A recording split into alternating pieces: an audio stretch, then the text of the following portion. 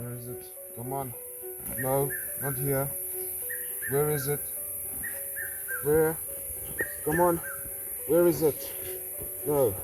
Where is my switch? Excuse me, sir. Ah!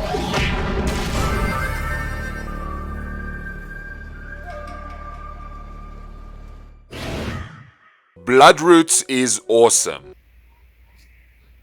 Yeah.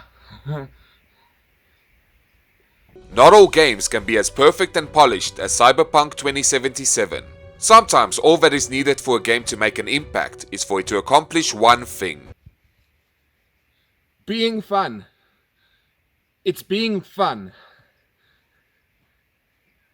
Bloodroots is a dog petting simulator. See? It's fun.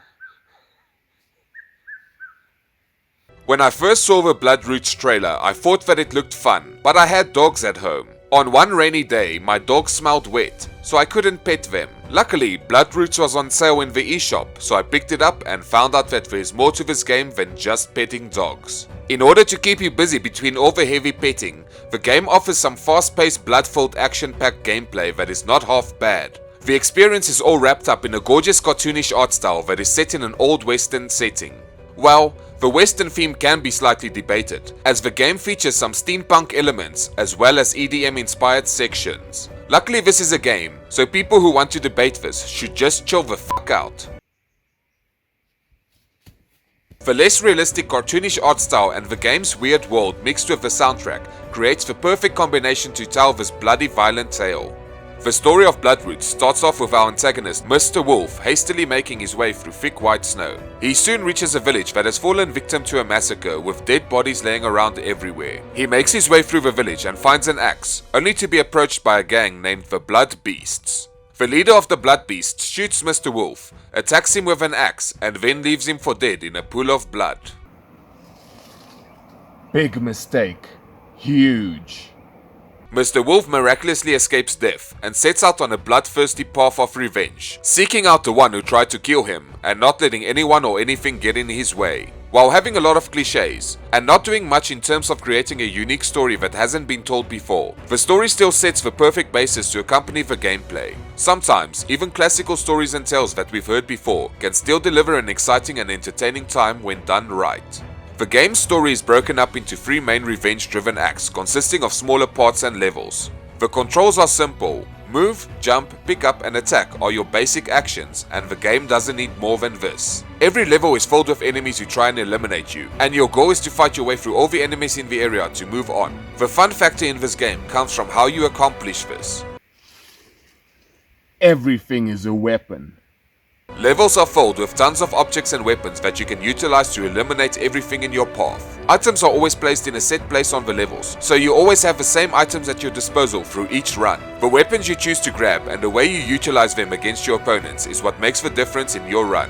You can use items ranging from swords and spears, to guns and fireworks, to carrots and frozen fish, to barrels and wagons, to wood and even a kettle in order to get the job done. Every weapon has a durability level and can only be used a limited amount of times, ranging between 1 to 3 uses on the weapon depending on the weapon. This forces you to switch things up by utilizing different objects and weapons throughout your run. Different weapons attack differently and even affect the way you can move. Weapons such as fireworks can be used to set things on fire or launch yourself forward, while other objects such as ladders allow you to reach higher spots. Barrels and wagons can be used to traverse dangerous terrain, and cannons can launch you into the air. There are guns to attack from a distance or objects that can get thrown at enemies such as chairs. Guess I'm sticking with a carrot. When you manage to attack the final enemy in each level, a brutal killing animation will play out, depending on which item or weapon you are carrying. There are some pretty awesome animations, and it was fun to look for different weapons just to experiment and see what different cutscenes can play out at the end of each level.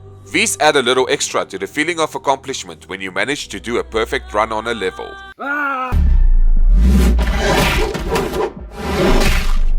Enemies usually get killed with one hit, even when you attack without a weapon, but using your hands to fight leaves you with a slight delay between attacks, leaving you vulnerable.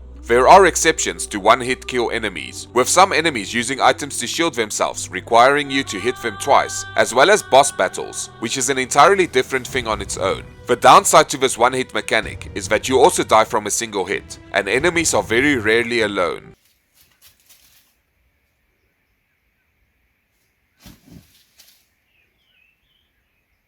Dying sends you back to the start of the level you were on, resetting your run. This could have been extremely frustrating, but luckily the loading times are quick, throwing you back into the action in no time.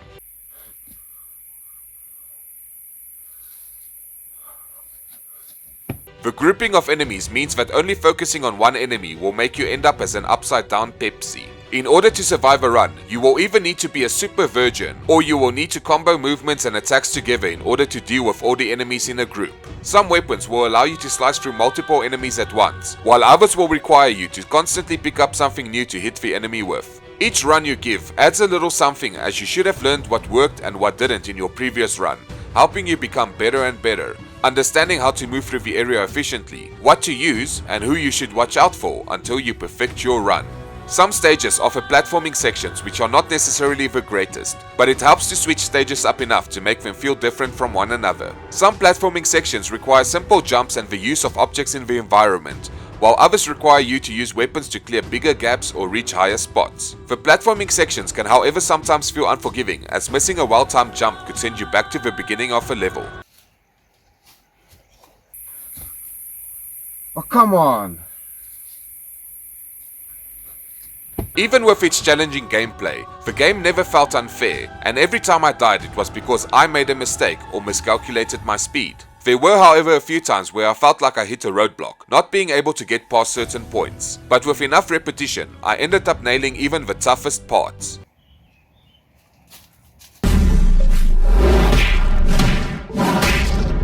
Enemies will progressively get better equipment, making them more difficult to deal with, but using the knowledge you have gained through getting to the pot, you should have the skill to deal with whatever comes your way. The game does offer accessibility options if you can't manage to keep up with it. We all have different challenges we face, and having the option to make a game more accessible to more people is always a positive.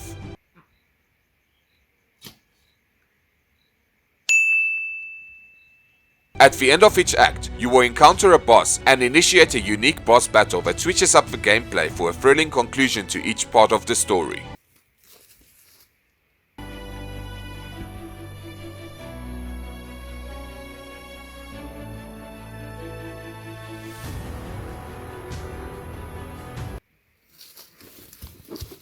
From chasing after a boss, avoiding obstacles, lasers and platforms in what feels like a never-ending level, to making your way through a 2D platforming section using a rocket, and then fighting in a bullet hell arena, to having to avoid a constant onslaught of arrows and birds, the game manages to switch things up at the right time to keep things interesting. I must warn you that the game does contain some profanity in its dialogue, so it unfortunately falls out of the running for the best family-friendly game.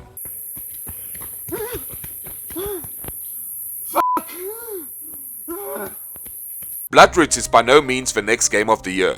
It has its issues, and even suffers from some slowdown on the Switch when too much is going on at once, but it never makes things feel unfair.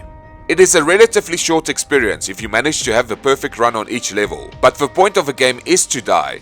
A lot. With you learning something new every time you try again, until you get it perfect. Bloodroots is available on all major platforms and is a definite recommendation if you're into heavy petting with some action thrown into the mix. It was tons of fun to play through this game, and is something to try out while deciding what your next big gaming experience is going to be.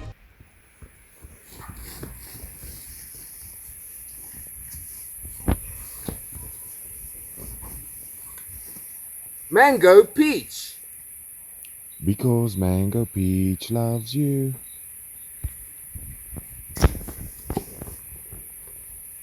Hey, it's my Nintendo Switch.